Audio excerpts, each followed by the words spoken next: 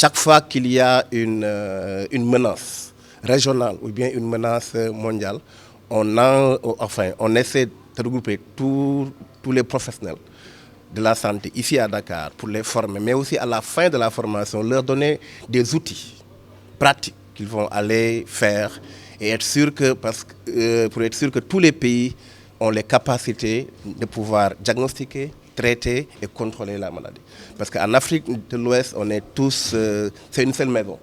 Un problème dans un seul pays va affecter notre pays. Donc c'est vraiment important ce travail collectif, de regrouper, de travailler ensemble pour vraiment être sûr que toute la région est sauve. C'est ça vraiment l'intérêt de ce travail.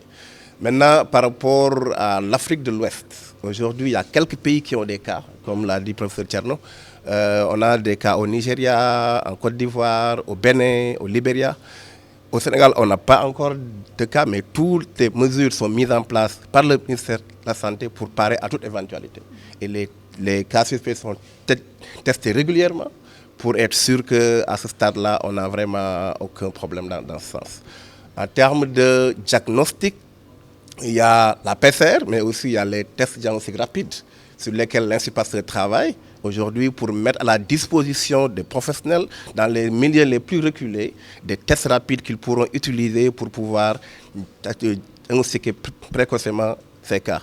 Et enfin, la question de la vaccination, qui est une question quand même très intéressante, cette question est encore à l'étude. Parce qu'on sait qu'il y a plusieurs clades, plusieurs variants en tout cas qui circulent. Il y a le clade 2, il y a le clade 1A, 1B.